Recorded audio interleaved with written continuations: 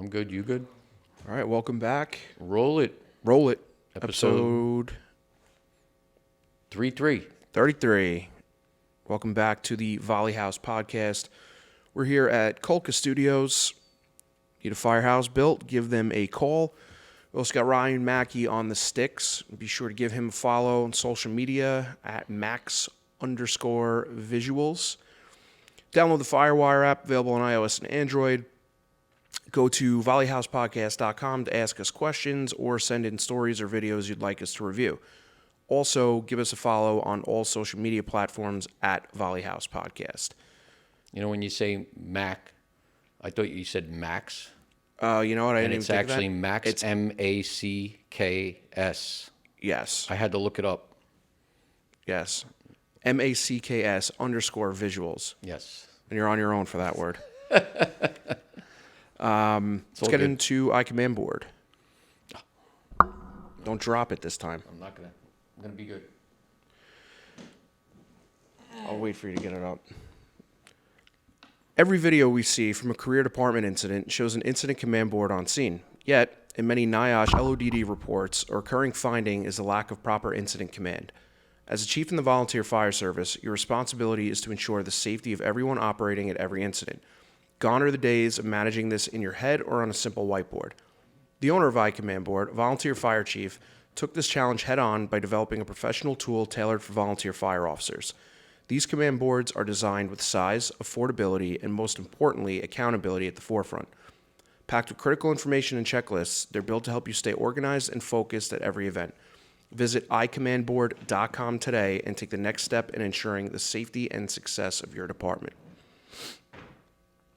And excuse my voice because I had a little bit of a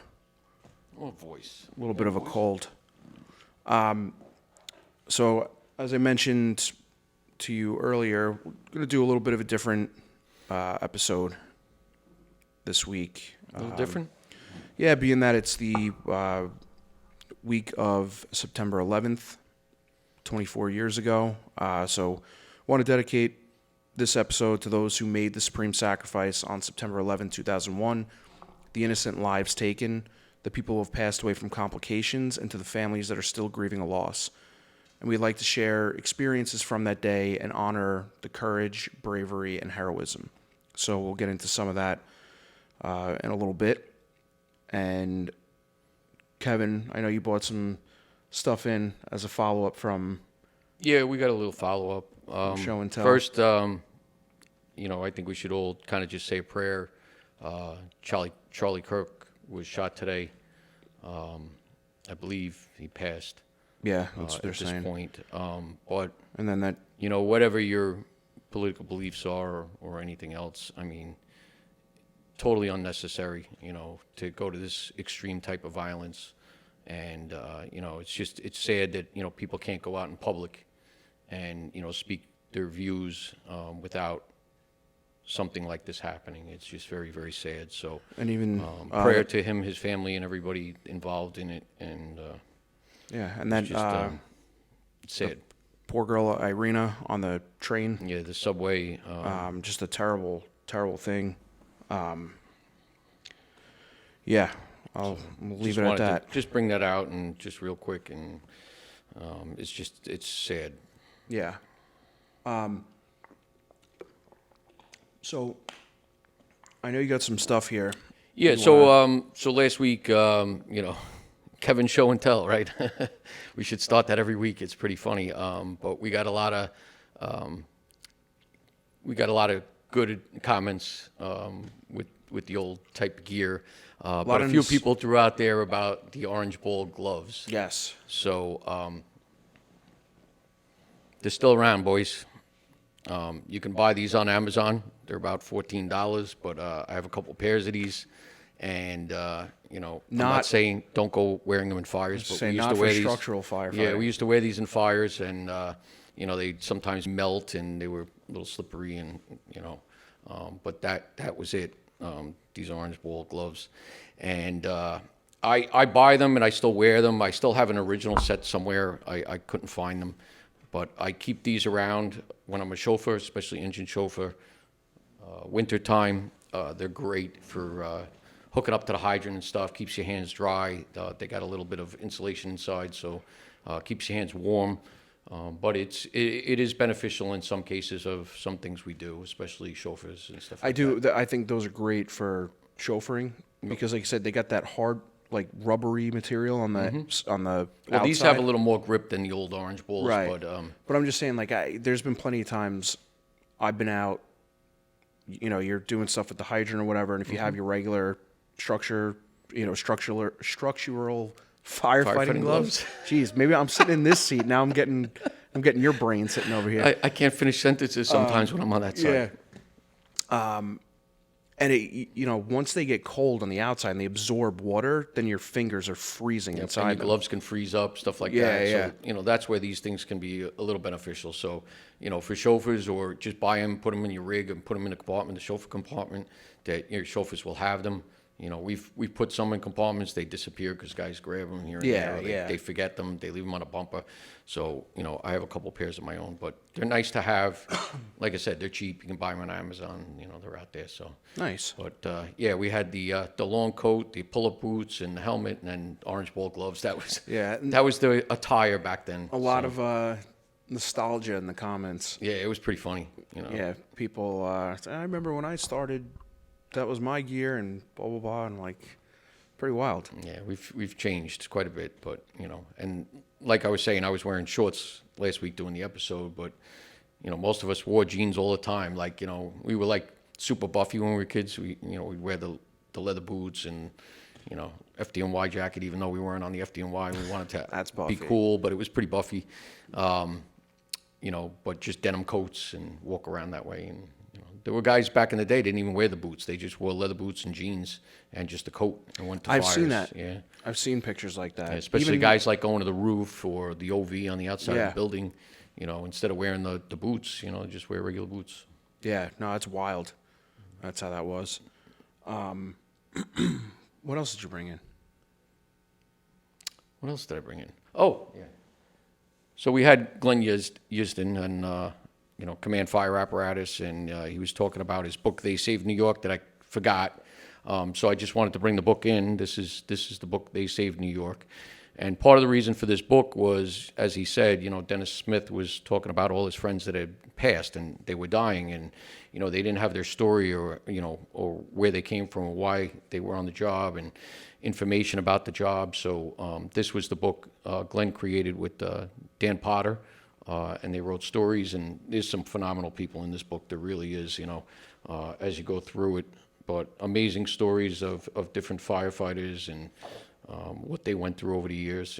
This is Jay Jonas, who was a deputy chief, but on September 11th, he was the captain of 6 Truck, and him, along with his crew and a few other people, actually survived the collapse. They were in the tower, in the stairwell, when it came down, and Jay Jonas and the guys from 6 Truck all survived with the battalion chief and a bunch of civilians, but they stayed with them, and they didn't even know what happened around them. And if you hear Jay's story and the firefighters that were there, they talk about how they shut the radios off, they only kept one on, they were trying to conserve as much as they could, and then eventually once the dust settled, they could actually see sunlight in the sky, and that's how they were able to get out. There's a of the towers. documentary on them. Yes, there is. There's a few different ones out It's there. either on HBO Max or Netflix. One of them. I watched it last year,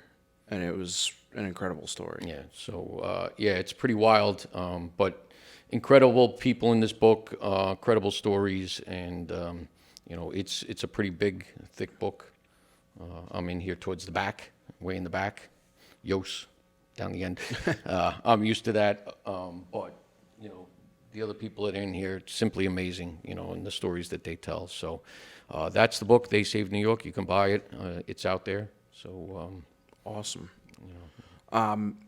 So again, earlier before we started the show, I told you kind of what we wanted to go through here. So, it's interesting to me, living in New York, growing up here, I know a lot of people that were involved on 9/11 as first responders.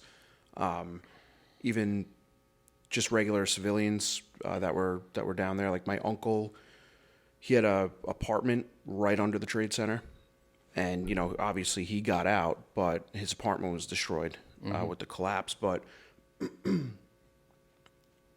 very rarely do I get a chance to sit down and talk with people about their experience, at that day. And you being in FDNY at the time, which, was like the most involved group of people in that, I'd like to hear a little bit more about your story and kind of what you were going through.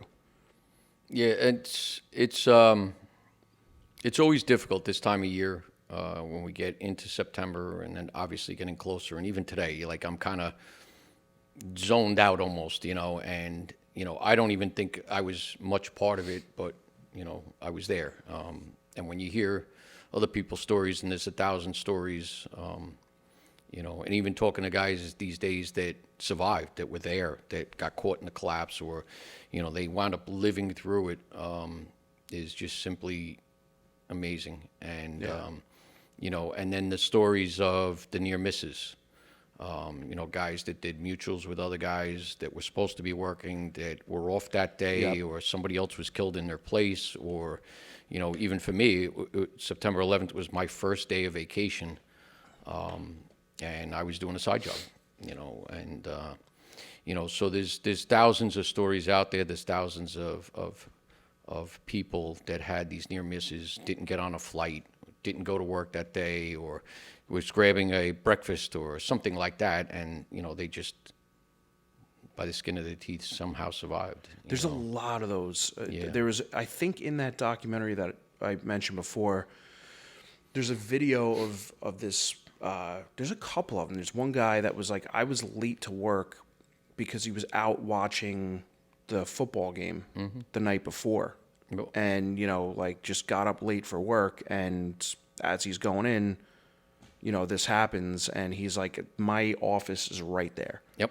And it really is crazy, like just the magnitude of it. Like from my experience being a 9-year-old, I was in school, and I remember I had a doctor's appointment that day. So I was already like amped because I was leaving school early to go to a doctor appointment. And I remember kids getting pulled out of school, and I was like, what the hell? Like, I thought, I was the only kid. I get called down to the office. I go out, my dad picked me up. And I thought that was weird because my dad worked in the city. And I said to him, like, why are you picking me up? And he's like, just some stuff going on at work, so I'm home today. Okay, I didn't think anything of it. We go to the doctor's office. I remember it being on the TVs, but thinking it was a movie. I had no idea. Young, you don't know. Yeah, and then I think it wasn't until I got home, my mom was on the, she was sitting on the couch, visibly horrified by what was going on. And then just knowing a lot of friends whose parents are firefighters or police officers that were, responding into it. So, I mean, you were working a side job. When did you? Because the way I'm thinking about, like, cell phones weren't really around. I had a cell phone, actually. I was a chief in Setauket at the time. Mm-hmm. So, just getting back to, the regular stuff, and, I was doing a side job, confined space standby in Lindenhurst at a sewage treatment plant with Joe DiBernardo, my best friend, who passed due to Black Sunday, and Lieutenant Jerry Murtha from Rescue 3. And it was the three of us. And my car was parked out. We had ropes set up. The guys were doing some sandblasting, and we were doing meter readings.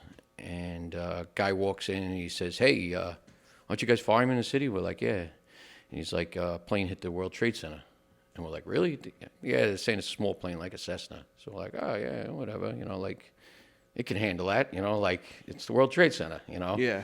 And then another guy comes running in from another room, and he's like, hey, guys, there's no small plane. This is like a big plane. And we're like, what? And he goes, there's a TV in the other room. So we all went in the other room, and we're looking at the TV, and we were just, like, horrified. seeing what we saw. And, Jerry Murtha kind of looked at Joey and I, and he's like, we got to get the hell out of here, kind of one of those things. So they took off together. I mean, I drove Joey there, but Joey jumped in with Murtha. They went to Rescue 3, and I got in the chief's car, and I started heading to Squad 61. I was a firefighter at the time. So I was 31 years old. I was in Squad, a couple of years. And, we didn't even know. I got the radio on. I got the scanner going. Actually, Jerry, first thing he said, bring your car over here. You got the scanner in there. I said, yes. We turned that on. We were listening. We were like, he's like, we got to go. We got to get out of here. Everybody out of the hole. Let's go. So, it was kind of craziness. And, I remember getting on the road and starting to head in, and they said the second plane had hit. And I was just like, oh, my God, this is not good. And a couple times throw the lights on, the siren, get around traffic. There was an accident on Southern State and stuff. And I got up Cross Island to get over the bridge, and the bridges were all closed. So, I kind of went all the way around traffic, and there was another car behind me. It turned out it was another guy from my firehouse. Followed me up, and I said, he's like, where are you going? And I said, I'm going to go to the Whitestone, see if I can get over that, because there's no way on the Throgs Neck.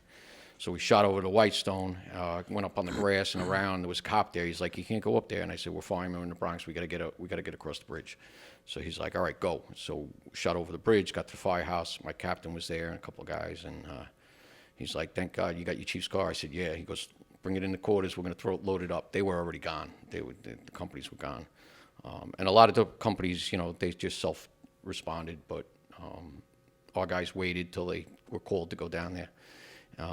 So my company, Squad 61 and Squad 270, where I retired out of, they were the only two SOC companies that didn't lose anybody. Wow. Which is amazing. Every other SOC company, all the squads, all the rescues, hazmat, all lost their members. They were the only two. And those are the two furthest squads out from everybody else. So that's part of the reason. But Squad 61 got there, I believe, 5 to 10 minutes after the second tower came down. Oh, wow. So yeah, I'm sure they pulled up into traffic had to have been insane. Yeah, it was insane. Everything locked up. Even when we left Squad 61, we loaded up my chief's car, a bunch of us, and we got to the Triborough Bridge. Same thing. It was, you couldn't get over the bridge. And I started in that area in the South Bronx in 17 truck. So I said, I know we can get on the other side. So I shot down to the Bruckner and came up the on-ramp on the wrong side, and I started shooting across the bridge. And the captain's like, Kev, slow down. And I go, why? I go, we got to go. He goes, they might shoot at us. They get the cops in the military. If they see somebody just shooting across a bridge, so we just drove real slow, and the cops actually stopped us. They're like, where are you going? And we're like, we got to get downtown. Wow. And they let us go, yeah. So we actually went to SOC headquarters first on Roosevelt Island. We went there first, checked in. There were no chiefs around. There was nobody. We got like 2 radios, a couple SCBAs, some Halligans, and then we shot down to the Trade Center. I parked right on West Street there, and along with a lot of other volunteer cars and trucks and everything else. I bet. It was insane. So that's how I wound up there. And,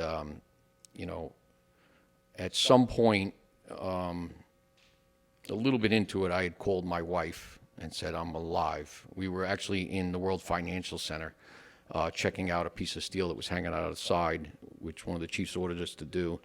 And I finally got the call home, and because I had a cell phone being a chief, but it didn't work down there because of everything was like knocked out. And I called home, and my wife was crying, and, she goes, have you seen Joey? Have you seen this? And I said, I haven't seen anybody. I don't know if anybody's alive. It was really just scary. What was going through your head when you were heading there at the time? Like, were you thinking strategically? Was it more emotion? Was it both? It was very emotional. It was tactical in some senses, because we really didn't know what we were getting ourselves into. And, people see the pictures, they see the videos, they look at, until you were actually there and seeing the size and the magnitude of what happened, that's when it really, like, I remember when I first got there, I was like all gung-ho and this and that, and I remember looking over and like, so when my wife and I got married, we were supposed to go on a honeymoon, and my wife got accepted to nursing school that started the Monday after our wedding. Oh, wow. So we got married on a Friday night. So we canceled our plans, and we wound up staying that weekend at the hotel, the Marriott, under the World Trade Center. Huh. So I stayed there for 2 nights, Saturday night. Saturday night we stayed there to Sunday. So going back there and then seeing the hotel half squashed from the Trade Center and everything, I was just like, I couldn't believe it. I'm like, where's the roads? Where's the tunnel? Where's the, like, because I could remember things and none of it was there anymore. Like, it was just all covered. So it was almost like shocking. And one of the first people we ran into was Chief Bill Siegel, William Siegel. He was a chief in SOC at the time, but he was also in my fire department in Setauket. And I was like, I said, thank God you're alive, and he's like, thank God you're alive, and we were asking about, there was like really not much command. He was trying to take command of that area, that zone, but it was chaotic. It was just so much going on. You could hear pass alarms going off, and like you just knew that it was bad.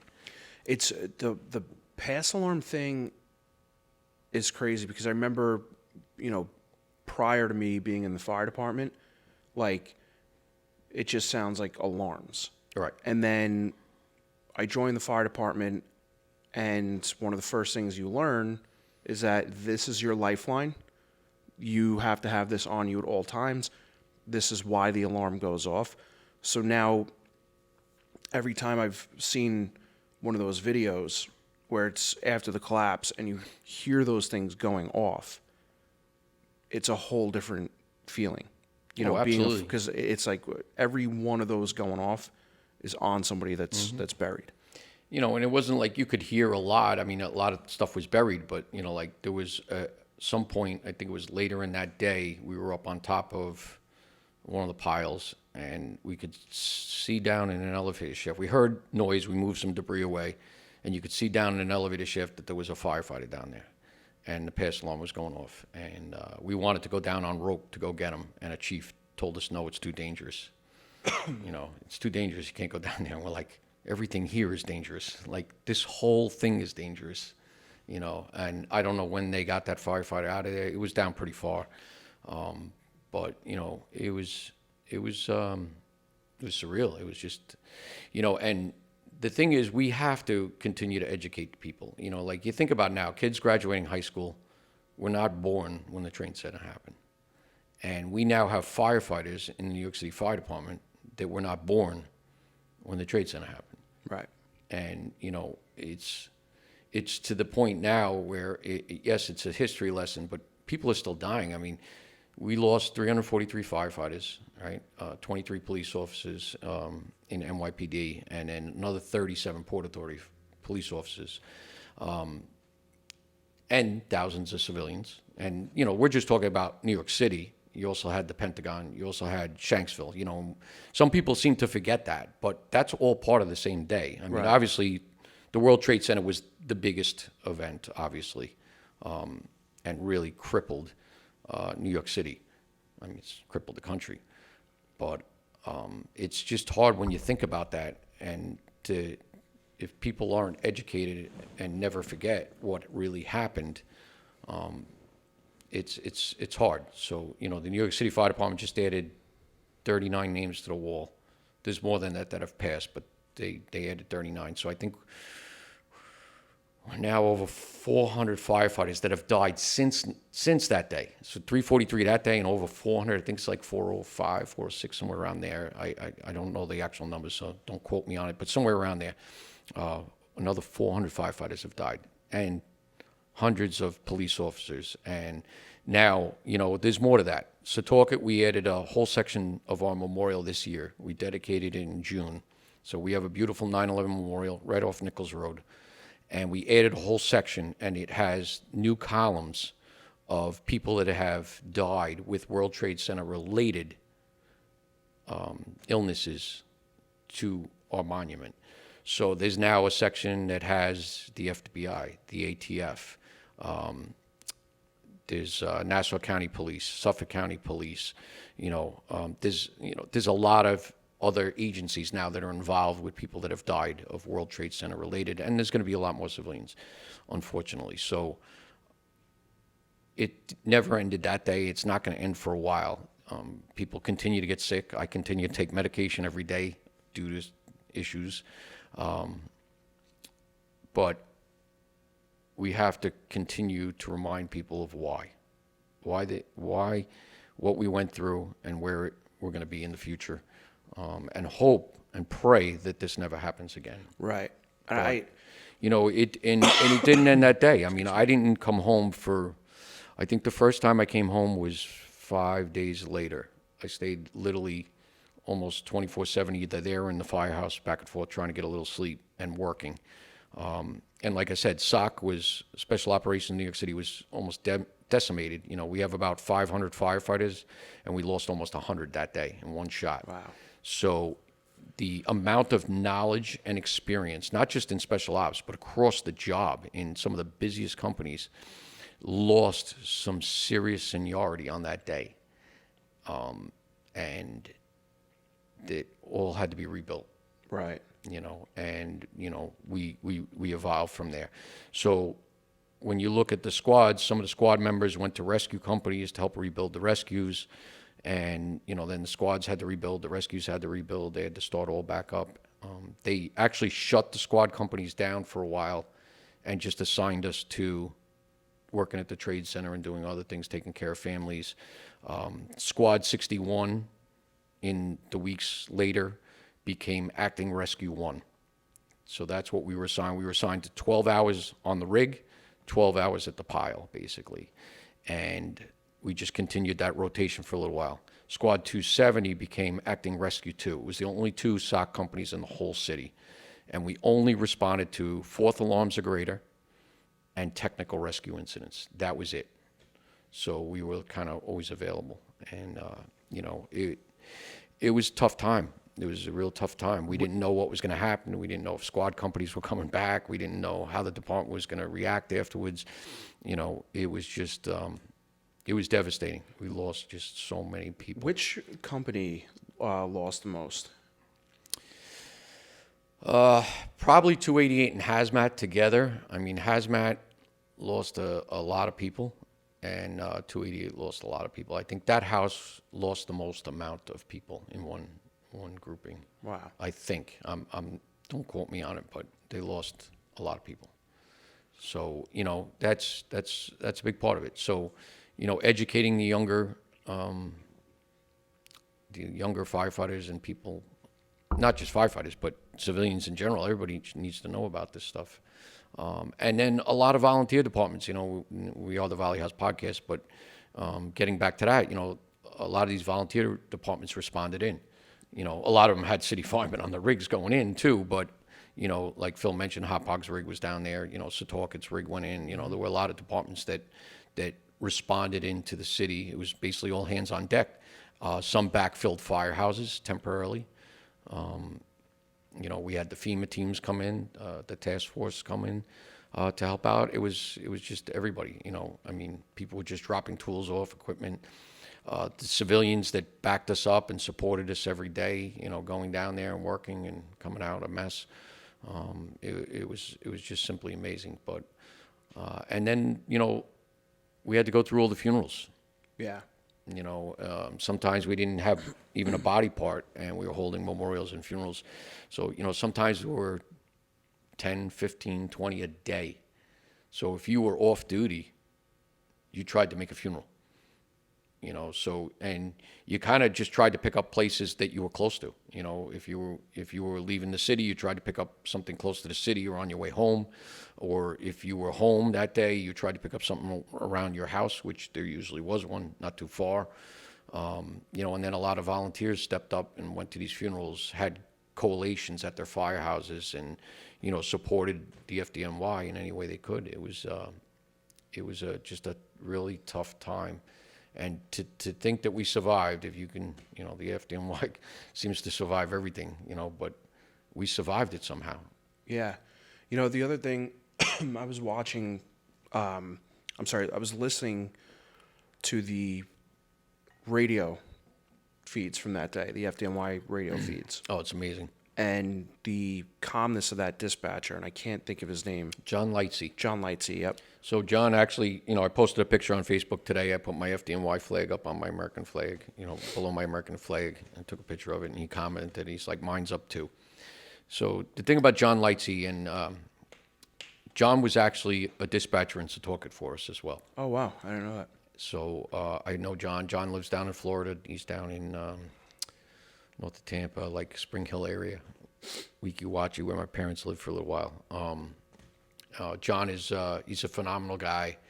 And, I remember when I put the scanner on, when Martha told me to put the scanner on, and I was listening, and especially after the collapse on the way in. And he was, like, any chief officer, please, contact Manhattan Dispatch, communications. And, there was no answering. It was just like, you're right, the calmness in his voice, and I'm sure he lives this every day as well. I mean, like, he stayed on that radio the entire time. And, think about the phone calls, for the people that were taking the calls in on 9/11 and even the fire department, like talking to people, and, they're probably not here anymore, Yeah.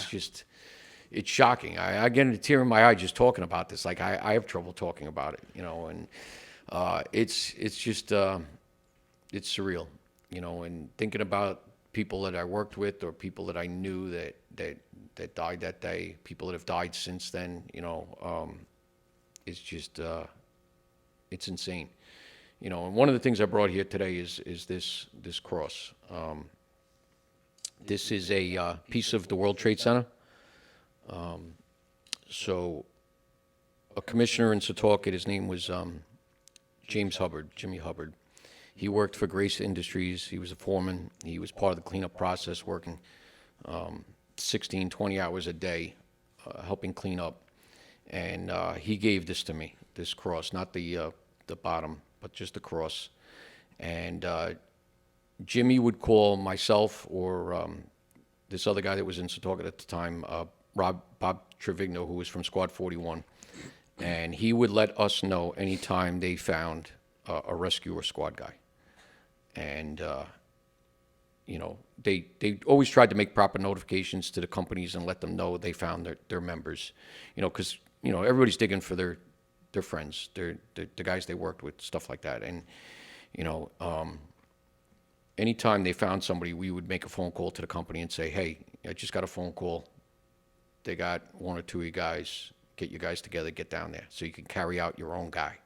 We tried to ensure that the companies were able to carry out their own members. Didn't always happen. We did the best we could. And that was with any company. But Jimmy gave me this cross. Jimmy, I'm going to get teary-eyed. Jimmy wound up passing away. He wound up with liver and pancreatic cancer. And great guy. He used to run 5 miles a day. His son is now one of our chiefs. I actually mentioned his name, Dave Hubbard. He's a Nassau County police officer. He actually made a grab in Nassau County about a month ago at a fire in Nassau that he came across. But his father had this cut for me out of a piece of Trade Center steel. And then I had this on my mantle, and my wife's uncle, Walter Horan, he was in North Massapequa Fire Department. He was like, is that from the Trade Center? And, he was at my house, and we were looking at it, and I said, yeah. And he goes, I do some woodworking and stuff. I can make you a nice base for this. And he did this and made the little sign here that says World Trade Center 9/11/01, never again. So I keep this on my mantle. It's got a plexiglass cover, so it's always with me. But, sorry, I'm going to get a little teary-eyed. No, you're good. But, it's unfortunate Jimmy passed. I mean, Walter's passed since too. But, this is one of the things that constantly reminds me of why we do what we do. I don't think any of us, whether you were running into those buildings to try to save people, to put out fire, the people that went down there afterwards to work and try to bury out civilians and firefighters and police officers and everything else, I don't think any of us would change anything. We'd do it tomorrow. Even knowing the risks that we could be killed, die, and anything else, we would do it. We'd do it again, because that's what we do as firefighters. We're here to save people or recover our own. So I don't think one thing would change. Well, I mean, you look at it, it still carries on to this day. I saw, and Kev, you would probably know the name of this firefighter and his daughter, but she just got married, and Yeah, Ken Marino's daughter. Yeah, and I believe he perished on that day. Yeah, Ken Marino did pass away that day. He was in Rescue Company 1. They lost a lot of firefighters as well, some really senior members, and yeah. So Yeah, and that was great that they showed out up for her. We say we never forget, and brotherhood, sisterhood, all this stuff, and it should be honored and true. Like I feel the same way about Joe DiBernardo and his family, the Joey D Foundation. Like, it's one of those things, we don't forget our friends, we don't forget our brothers. And if we can make some sort of good out of something bad that happened, we're going to do it. And that's what we've done in the Joey D Foundation. This year we're giving out another $242,000 in grants, which will bring us over $1.5 million since we started. It's amazing. And when you look at like Tunnels to Towers, you look at these other organizations that are out there, Johnny Mack Foundation, and there's just so many, but the 9/11 ones, those, they carry a lot of weight because everybody knows about it, everybody heard about it. It's these smaller foundations sometimes that don't get the recognition the way 9/11 did. And I'm not saying listen, I'm not trying to make anything better than it is, but, not everybody knows about every incident of every firefighter that dies, and I get these feeds every day. It just got posted today, the 59th and 60th firefighters that have died this year, just from regular car accidents, heart attacks, and everything else. Every year we lose, somewhere around that 80 to 100 firefighters, That day we lost 343 in one shot. Yeah, it's insane. Like, think about that. That's 3 years or 3.5 years of the norm, so it's an anomaly. But obviously, big building, a lot of people, actually 2 buildings, it's a little different. And, but we should never forget. We should try to instill in the members to remember history, like I was talking about even last week. Where did we start from? Orange ball gloves, pull-up boots and coats, what they wear even before that, nothing, or just denim coats. But even firefighters that died, looking at CDSC and NIOSH reports, like, we should be learning from our past. We should remember the history. I brought up about bunker gear. 2 firefighters died in one day, and Captain Drennan died like 40, I think it was 40 days later he died from his burn injuries. There were 3 firefighters that died that caused the FDNY to change to bunker gear. So that was Seidenberg, Young, and Drennan in one shot, And when this happened, this was not a thing that we changed a lot of procedures about. There were some adjustments, but not. A lot of times we are very reactive in the fire service. We change policy, we change procedures after somebody dies. Black Sunday, we went to bailout ropes and PSS systems because of that fire. But we have to instill in our members, like, what has happened. And, it's a history lesson for everybody, whether you're in the fire service or not, for the police department or not. We talk about the 343 a lot, and I had a guy one day, cop pulled me over, probably, I don't know if it was a year after or something like that, but I got pulled over in the HOV lane, and the cop just started berating me, and I didn't need it, but he's like, how many firefighters died on 9/11? I'm like, 343. And he's like, how many cops? And I'm like, what?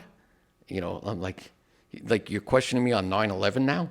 And I'm like, I said, 23 NYPD. He goes, well, that wasn't it. I go, yeah, there were 37 Port Authority. He thought I didn't know.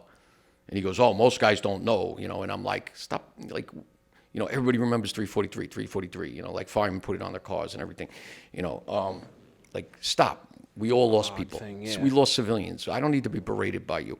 But, in the end of the day, we all took it to heart. Whether you were a fireman, whether you were a cop, whether you were fire patrol, whether you were EMS, we took that day to heart. Right.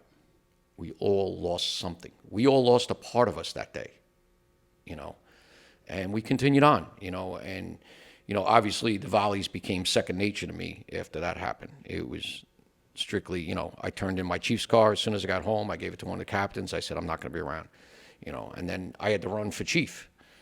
Like elections were coming. Like I didn't know if I was even going to get elected. I wasn't even around. Like I was literally in the city every day, and it didn't even matter to me anymore. Like where it did matter, it didn't matter. Like my heart got pulled out of me. Right. And then the other thing that happened was I was in an EMT class. I had to be an EMT to be a chief. Well, my EMT expired, so now I couldn't run for chief. So I had to go to the board and say, listen, can I get a little reprieve here? Which they allowed me. Turned out I was still CFRD, so I was able to run for chief.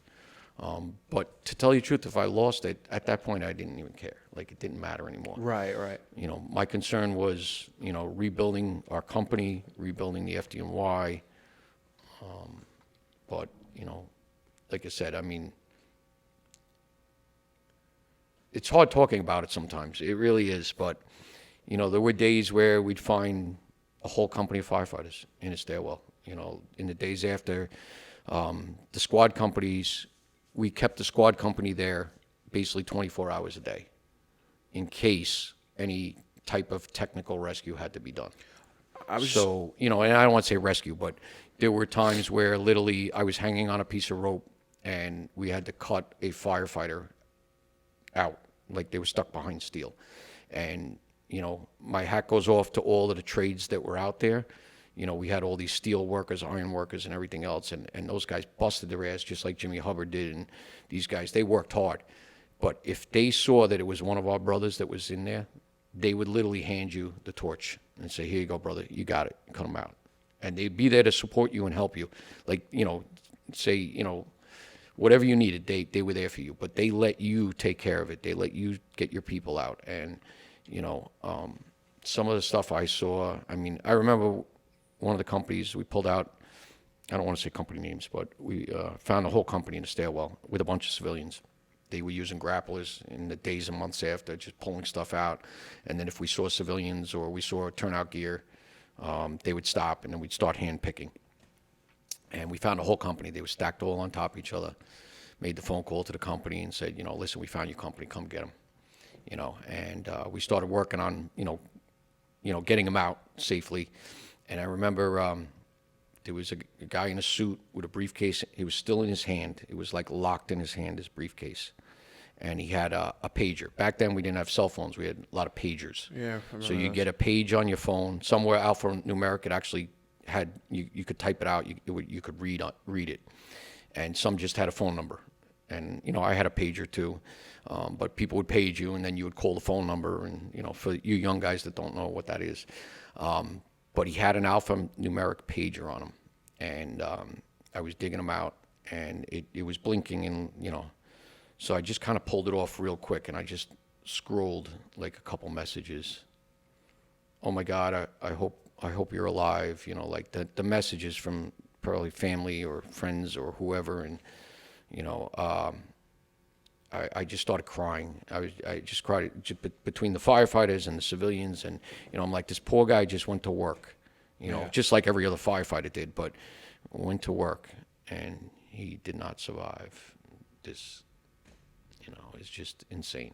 It really is. I mean, even the calls that were made to dispatch, the 911 phone calls, like I don't. I've heard maybe clips of a couple of them, but I can't. It's too much. It's a lot. And like I think that's part of it. Not that people forget, but like in one of those documentaries, one of the guys, and my Uncle John, who was a firefighter up in Harlem, I don't know if he, like, same deal, like he went in, the day of, like he was off or whatever, but I remember him talking about as you're pulling up to the scene or getting close by, like people are finding body parts,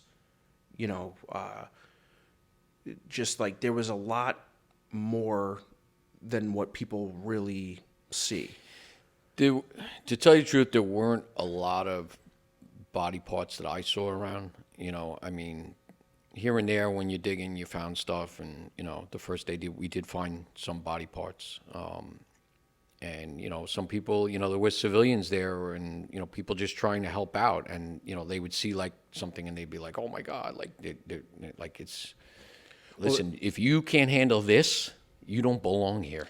Right. And I said this to a guy because we found a body part and he grabbed it and he's just looking at it like, oh my God. Well, I go, what are you doing? And, I took it from him and I just kind of looked at him. I go, you don't belong here. If you can't handle this, like we don't know what's next. Like, right. I mean, literally just devastation. It's insane because people I get friends and stuff that, oh, what's, the worst thing you saw or whatever, or like, how do you handle seeing that? And it's, if I like see a body, somebody mangled or something like that, I don't like seeing it. I can luckily handle it. I won't get squeamish, but I try not to look at it or anything like that. When I think about the guys that were working on the pile, like you just mentioned, you guys have no clue what's going to pop up. No, we didn't know. And we really did not know what we were going to see or what we were going to do. And, there were times literally, I mean, I remember that first day we were transversing from one side to the other and, it was still burning. There was still fire. And at one point we started over, and I call it like the barbecue grill, but it was laid down steel. It looked like the top of a barbecue grill. And we were walking across and there was some smoke coming out of there. And, I took a couple breaths and I was like, oh my God, like that's nasty. Like it's metal burning. Like you could smell it. And so I said, we just tried to transverse quick, like to get across. And my boot literally, both my boots just slid. The metal was that hot that the bottom of my boots melted. Yeah? And I almost slid and fell in. And I was like, holy shit, like this is bad. Like this is real. I'm like, what are we doing here? Like we don't, everything, like we would get into operations and, it's like somebody would try to stop you and they'd be like, this is dangerous. That could fall down. I'm like, this whole shit, this whole thing is dangerous. Like anything we do here is dangerous. And, at one point, my group from squad, and, sometimes you'd run into people you'd see and, like, oh, thank God you're alive. We used to say, it's good to be seen, like it's good to see you. It's good to be seen, but we worked our way down to where the path train was. We went down into the lower deck. What do they call it? The concourse. We got into the concourse. And I remember at one point, one of the newsstands there, and I picked up the newspaper, and it was September 11th. And they're like, what are you doing? And I'm like, I just want to look at the last newspaper like this because this is the last one we're going to see like this for a while. Like it was just a regular newspaper cover. Right. Because every day after that was 9/11, Pentagon. It was just constant every day. You were like hit in the face with the newspaper. So it was like the last newspaper that you saw that was going to be a regular newspaper. And we got into the concourse. We found the escalators. We went down escalators. They were all off, obviously. And there were times where the whole ceiling was collapsed on top of the escalator where you just shuffled down towards the path train. And you hear creaking and water and we're like, this is not good. Like, we got to get the hell out of here. Right. But, I think it was probably 7 o'clock at night. We came around a bend and we ran into our company. And we were all like, oh my God, you guys are alive. Like, we didn't even know. Oh, okay. Like, nobody knew. Like, the first time I saw Joey D again, I was like, oh, it's great to see you, brother. Thank God you're alive. And, and then the questions start. Hey, have you seen Rick Duran, another guy from Setauket, And I'm like, no, have you? No, have you seen Bill Siegel? Yeah, I did. I saw him when I got here. He's alive, and we were going through people we know, have you seen this guy? Have you seen this guy? So you're just getting banged over the head. It was just like every second. Day. And, then they came out with a list. They put a list out of all the people that we thought we lost. So they took like the riding list from the night and the day, and they were like, these are the guys that are possibly dead. But, there's, like I said, there's 1,000 stories. I mean, one of the guys from my company, he was detailed to like rescue 4 the night before, but he was told to take up and left, drove all the way home. His radio was off. He pulls up in the driveway. His wife comes out and just hugs him like, thank God you're alive. And he's like, what's going on? I'm like, you didn't hear? Trade Center collapsed. Yeah. Like nobody, like it was just insane. Even my wife was my daughter's first day of like preschool. And, my wife pulls up and they take the daughter out and they just looked at her like, are you okay? And she just broke down, started crying. I bet. Like, is everything all right? She's like, I don't know if my husband's alive. Like, you just don't know. It was insane, and, we learned a lot from it, and there's some things we still haven't fixed or learned from it, but we learned a lot. But it's still tough. It's tough to think about, how many people we have lost and will continue to lose. Right. Yeah. And then what's the next stages for the rest of us that were there? I was there for months. I mean, basically. The weirdest thing is, like, kind of what you were just saying, that the time that people got different sicknesses. Like, I remember the first sickness I heard of was my friend's dad. He got, and this was only like maybe a year or two after, but he actually got an allergy to gluten from it. And I remember, like, this is way before they had all this gluten-free shit, but he used to get these gluten-free cookies, and they were like the best things I ever had. And we used to go, raid his pantry and eat all these gluten-free cookies. But he was the first one that I remember hearing about that got some sort of sickness from being down at the pile. And then, obviously, years later, more people started getting affected. One of my, a lot of people were affected, breathing in general. I mean, that was the big thing right away. A lot of people. I had breathing problems, and luckily I got through it. They had these methacholine tests, and they started like a study, and I was part of the study group, and I failed the methacholine tests over and over again. And, they gave you like these steroids, and you had steroids you took. They had these powders, what was it, Advair or something. You would suck in the powder into your lungs and this and that. And, literally I kept going to work, I'm like, I'm not quitting. Yeah. And then, I remember one of the first jobs that I had gone to, and I think we were like second due engine or something like that when we finally went back to work. And, I've taken some feeds before. I've taken a little bit of smoke. And I was in the hallway, and the conditions just changed quick. And I took like 2 breaths, and I felt like I was going to die. I laid on the ground. I'm like sucking. I put my mask on. I was in a clear environment, and it was like all of a sudden they opened the door, and it all came out. And I was like, holy shit. Like, normally I could take some smoke. And I noticed, like, I couldn't take smoke the same way.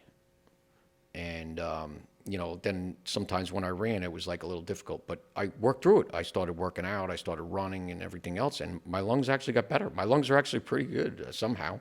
I just went and had a lung test. He's like, your lungs are pretty good. I'm like, all right, I made it through that. Yeah. The GERD sucks, though. I got to tell you, the acid reflux is absolutely terrible. I never had it. So I just never had it, but now I have it. I got to take somebody medicine commented every day. about that with they had acid reflux from it. I have sinusitis is the other thing I have, and it's just sometimes it's just terrible. I know. But I've literally, a couple of years ago, I woke up in the firehouse like 3 a.m. I was having severe chest pain, and it turned out it was my acid reflux. It was the GERD. Wow. And like you just don't know. So and there's many people that everything is fine. Next thing you know, they have pancreatic cancer, they have liver cancer, they have all sorts of problems, and we continue to lose firefighters to all these different illnesses. I was just a lot of people suffering every day. I feel like I don't want to be on anything, and I feel like I'm doing pretty well. But what's down the line, we don't know. I was just gonna say my 2 best friends, crazy story with them. Both their fathers are firefighters, and it's actually how they kind of wound up meeting, one told the other to move into his town, and the two, the one's son, the one's daughter, wound up falling in love, having kids. But it was Bob Kelly. He was a fire marshal at the time. Died from glioblastoma, which is a cancer of the brain. Super nice guy. But it's something that developed so much later on. And like you said, like a lot of these people are getting either even or sicker or just starting to develop things. So it really, like you said, it's We don't know. And as things change and move on, there's probably going to be more illnesses and sicknesses that are added to the list. Nobody knows. It's like a science experiment. Like the New York City Fire Department went through this with the telephone fire back in the day. That was back in like the 70s, where all these firefighters got sick from breathing that stuff in. We just don't know. And prior to 9/11, the Father's Day fire, which was up in Astoria, we lost 3 firefighters. That was like the big fire. I mean, there were people that were hurt there on that day that wound up dying at the Trade Center. wow. And one in particular was Brian Hickey. Brian Hickey was a commissioner in Bethpage, Volly, and he was the captain of Rescue 4. He worked on Father's Day. He was injured at that fire, and he just got back to work, literally, and was working overtime in Rescue 3 and was killed at the World Trade Center. So I believe it was his first tour. Like, he hadn't even worked in his firehouse yet. He picked up, he went full duty and picked up, if I remember, I don't hold me to this, but he worked an overtime tour in Rescue 3 and was killed. Jeez. And, there's a lot of these stories where, like I said, whether you were on medical leave or mutual or whatever, and, you left the firehouse early that morning and you wound up surviving and somebody else died. And you're like, the real heroes, it's not me, it's the guys that actually, that got killed that day. They were the real heroes. They got to, what company was it that they were way up there in the tower before it came down? I don't know. There were a lot. I mean, I think did they get to the point of impact? Bobby Burke mentioned, his good friend, Captain Brown. Yep. Who was in 3 truck, and, I think his last transmission was, we're on, 50 something and we're still on our way up or whatever it was. But they were continuing to go up into it. They were, Chief Oriel Palmer was way up there and operating, I think he was calling for another line or something when the tower came down. So, there's so many people, so many firefighters that just gave it all. I mean, listen, there's people that were in there and got out, firefighters, and survived. There's firefighters that, they were the only one to survive. There's a lot of that. What the other thing too is,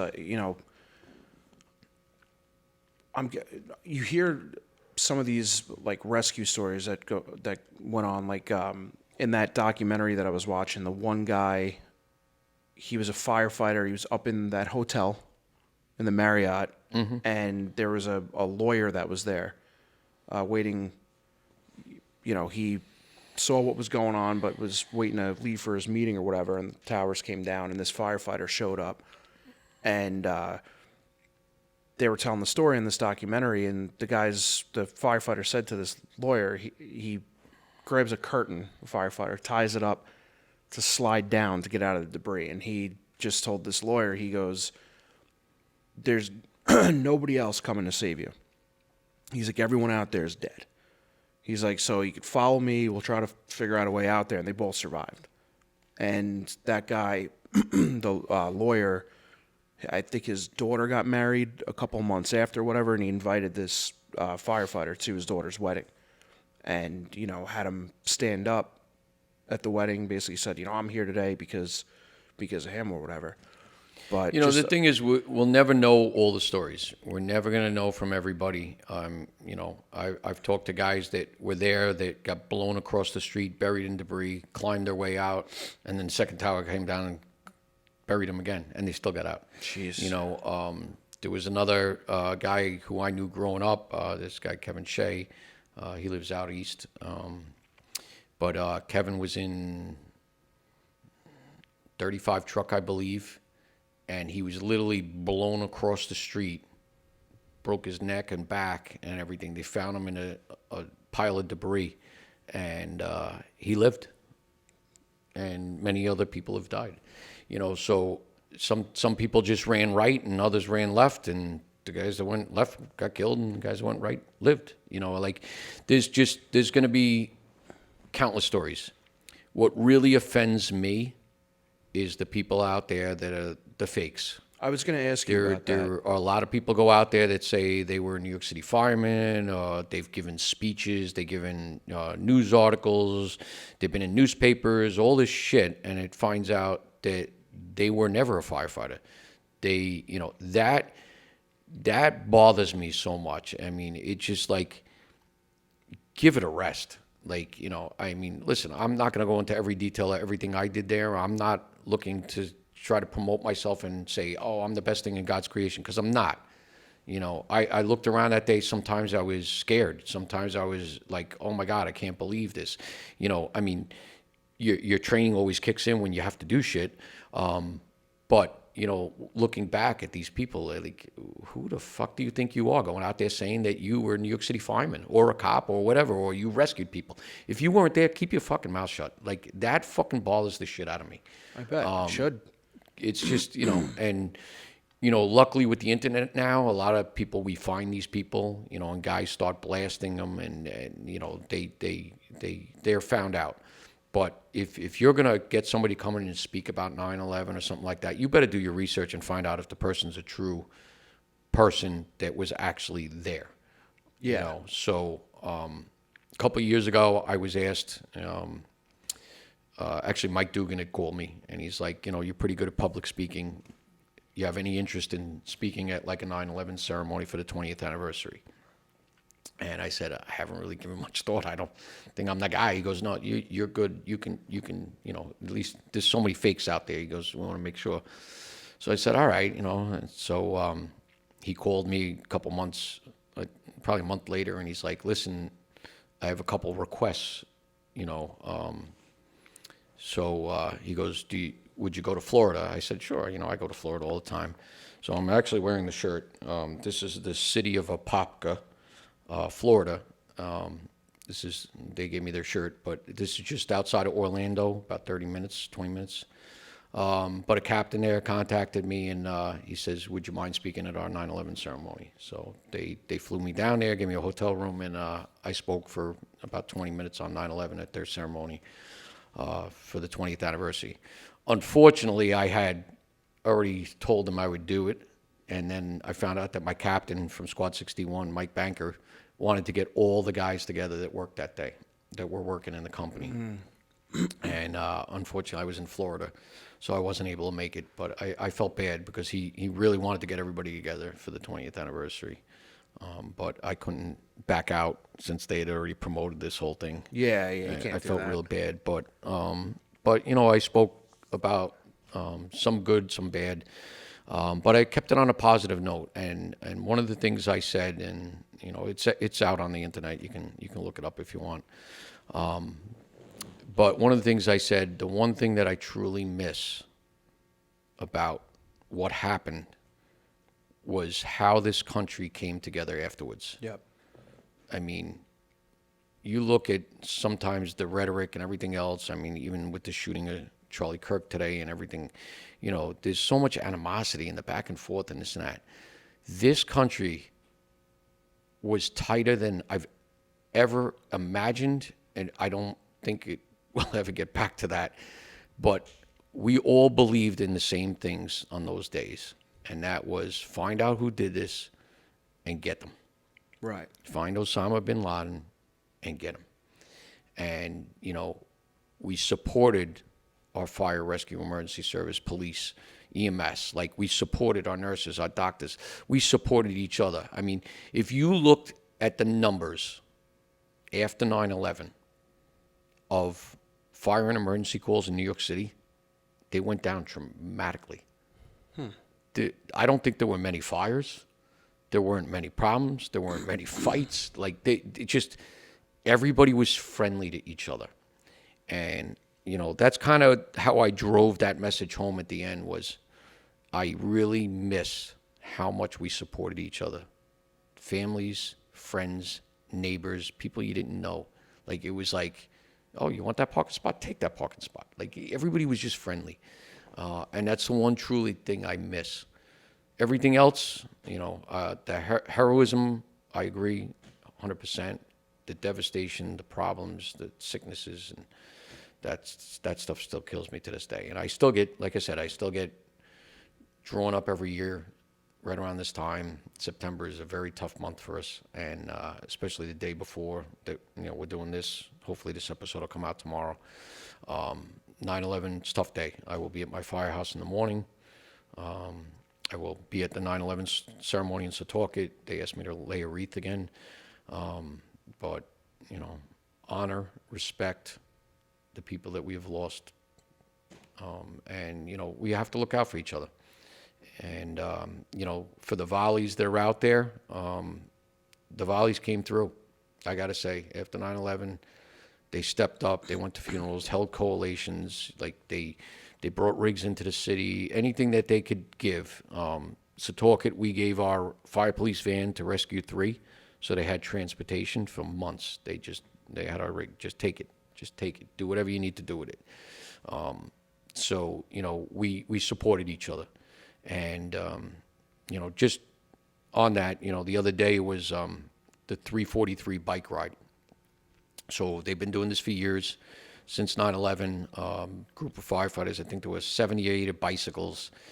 In the New York City Fire Riders, we support them. We help, get them out. So they went from the World Trade Center this past Sunday and finished up in Montauk on Monday afternoon. But they rode their bicycles out, and the Fire Riders, we kind of, escort them out, sometimes blocking traffic. The cops don't like us blocking traffic, but the Nassau, Suffolk Police Departments, Riverhead, all of those, Southampton, did a phenomenal job escorting out. It was a rough day, Sunday, pouring rain. I was on a motorcycle in pouring rain. These guys on the bicycles, I mean, they were literally soaked and cold to the bone. But they did it, and they've been raising money for wounded warriors and giving them, motorized, all-terrain wheelchairs and other support. They've given out over $2 million in support of this. I think either this year or next year is going to be the last year they're doing it. But the Volleys came out and supported them as well. So, the first stop was, they went from World Trade Center to Lynbrook Fire Department. Lynbrook Fire Department opened their doors to everybody, helped them out. The next stop was West Babylon Fire Department on Long Island. They supported them, their substation. Then it was Blue Point Fire Department, supported them. And then Mastic Fire Department had a big setup and lunch for them. But others along the way came out. I think Merrick was out there, or North Merrick. There were a couple departments along the way cheering on. And, it's great to see that the volunteers supporting the FDNY people and the Wounded Warriors, and there were military people riding their bicycles as well. But it's nice to see the support back and forth, and whether it's New York City supporting the Volleys supporting the New York City. And, every once in a while there's the animosity, say, you guys are Volleys, you guys are City, whatever. Stop all the bullshit. We're all firefighters. But we got to take care of each other. That's what this is all about. We need to remember brotherhood, sisterhood, remember the past, take care of going forward, take care of the families, and make sure everybody's supported along the way. Well, Kev, I really appreciate you it's opening up, tough. It's right tough. the day before, like you said. I know we kind of talked about it beforehand just to make sure everything was cool, but, thank you for sharing your experiences and kind of wrapping it up in a positive light. Yep. One more thing. So I don't have a lot of pictures from 9/11. I did wind up having a little camera. I took some pictures here and there, but not a lot of pictures. There's not a lot of pictures of me. There's a couple pictures of my coat, of, sitting. It was on the front page of, I think, People magazine or Life magazine, one of those, just sitting there. And there's another picture of me somewhere carrying a Stokes basket or whatever. But this picture was taken by a photographer that was on scene, and this has been in a couple shows here and there. But this was probably a month later after the Trade Center.